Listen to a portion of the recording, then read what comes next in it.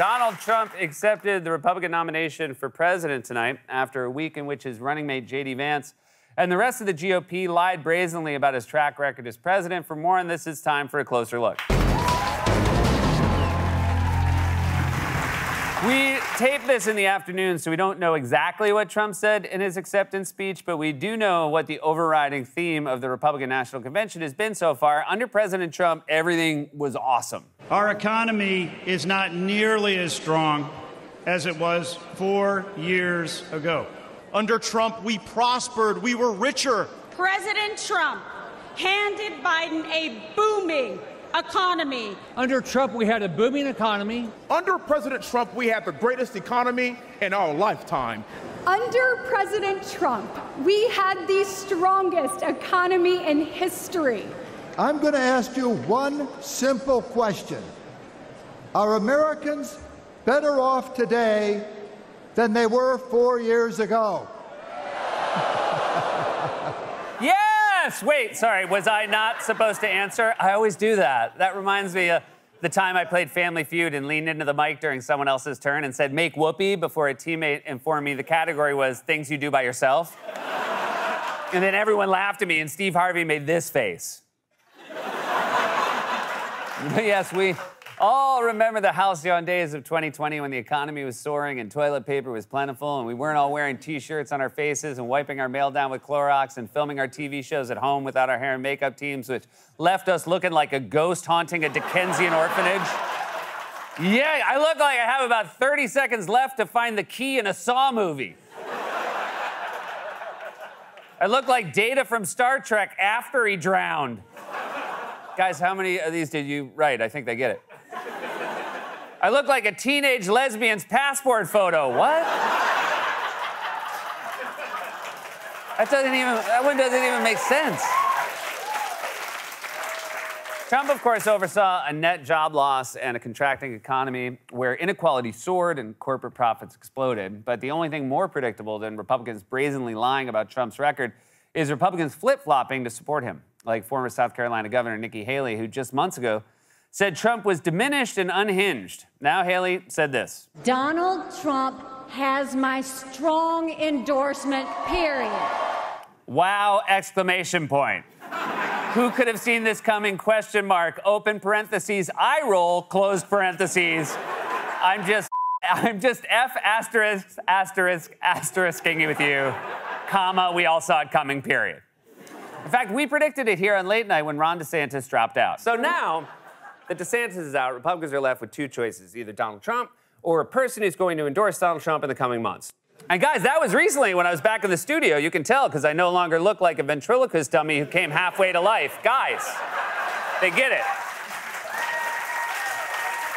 Now, the Republican National Convention has been full of awkward moments, from Matt Gaetz heckling Kevin McCarthy to Mike Johnson fleeing the podium when his teleprompter failed. But even when the teleprompter works, the speeches are so weird. Like this speech last night from Don Jr.'s partner, Kimberly Guilfoyle. America, this is your moment.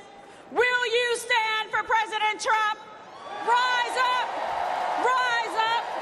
Ladies and gentlemen, lovers of liberty and freedom and the American dream, this is our last chance to make America great again. Why does she sound like she's doing a rendition of Braveheart at a Long Island middle school?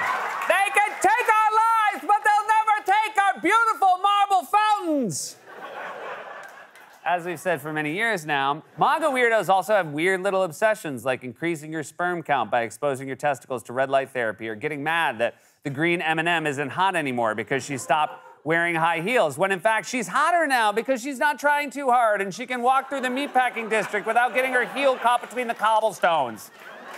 Both of those things are real things that Tucker Carlson devoted time to on his primetime Fox News show before he was fired, and now he's center stage at the Republican National Convention. He was scheduled to speak on Thursday night, and he's been hanging out with Trump and his running mate, J.D. Vance, where for some reason he was the only one dressed like he thought the convention was being held at a yacht club in the Hamptons. You're in Milwaukee. If you ever have been there before, you know the dress code is Lenny and Squiggy.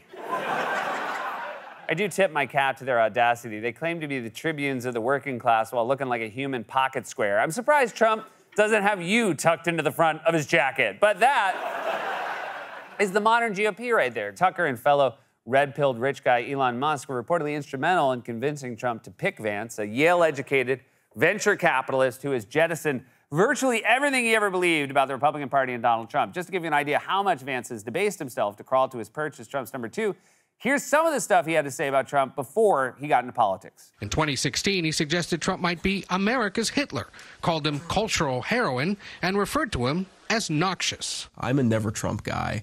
I never liked him. This is what I don't get about Republicans. If someone spent years comparing me to Hitler and heroin and then turned on a dime and started sucking up to me the second they wanted a job, I don't think I could ever get over it. I mean, although Wally does sometimes taunt me via cue card when no one's looking. Seth, that is ridiculous. I would...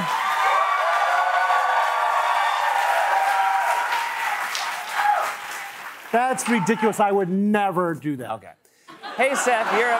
Wally! See who you cheered for? So that was 2016, and now here's how low Vance has fallen 8 years later as Trump's running mate. President Trump obviously is one of the most successful real estate executives in the history of our country. Of course, the Trump name became synonymous with luxury and with beauty in the real estate world. Is it though, really? I've seen this picture of him at a breakfast buffet. That looks like the Spirit Airlines second-class lounge. Here's how you can tell the Trump name is not synonymous with luxury. The most luxurious thing about this photo is that there are not 1 but 2 bottles of ketchup. Ooh la la, is this Palm Beach or Versailles? And I like how they're separated. That's Trump's idea of luxury. He's got the ketchup bottles positioned like they're guards outside Buckingham Palace. But that transformation is a microcosm of the Trumpification of the GOP. Trump did not single-handedly change the conservative movement. He's very much an outgrowth of decades of reactionary politics and many other systemic failures. But he did help shape the party into a cult of personality by instituting a policy of ritual humiliation obedience. Remember 8 years ago when Ted Cruz engaged in what at the time was considered an act of courage by refusing to endorse Trump at the RNC and issuing this plea? Stand and speak and vote your conscience. Vote for candidates up and down the ticket who you trust to defend our freedom and to be faithful to the Constitution. Well, here's Cruz 8 years later at the 2024 Republican National Convention. God bless Donald J. Trump. Vote your conscience or have your conscience surgically removed by a team of scientists to make you incapable of feeling shame and then say, God bless Donald Trump. Also, side note, what is it with guys who went from hardcore Trump critics to subservient Trump toadies growing beards? It's like they said if I endorsed him, I could never look myself in the mirror again and then realize, oh, but maybe it won't be too bad if I change the way I look. Oh, look at you. You're a different guy. You're a different guy. You're not that guy, you're a different guy. You got a big old beard. That's the story of the GOP's transformation in the last 8 years. And that's how you end up with a party that claims to stand for working people, but somehow attracted the support of the world's weirdest billionaires. And it's how you end up with a vice presidential nominee who says stuff like this. We're effectively run in this country via the Democrats, via our corporate oligarchs, by a bunch of childless cat ladies who are miserable at their own lives and the choices that they've made, and so they want to make the rest of the country miserable too. The entire future of the Democrats is controlled by people without children. I don't know what's worse, him saying childless cat ladies or Tucker Carlson going...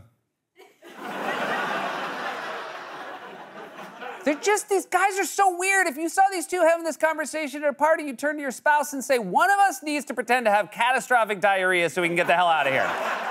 Also, by the way, I got 3 kids, and I may not have a cat, but I got a dog that's the size of a cat, and I got a dog that a cat would kick my dog's ass. I'll side with the cat ladies any day over the party of bosses and rich guys. The party's made it harder to unionize and repealed child labor laws and poured trillions into the pockets of the wealthiest people in America. They want you to believe that the corporate oligarchs whose taxes they cut whenever they get a hold of power are actually secretly in league with the childless cat ladies of the world. I mean, off. Wait, sorry, was I supposed to say that, Wally? Yeah. Oh, great, great, all right. If Republicans had a real agenda to run on, they would, but they don't. They don't. So they're left to lie about Trump's actual record as president, and that's been the theme of the Republican convention this week. Instead of telling you the truth about Trump's presidency, they have to pretend the year 2020 was awesome for everyone in America. This has been A Closer Look.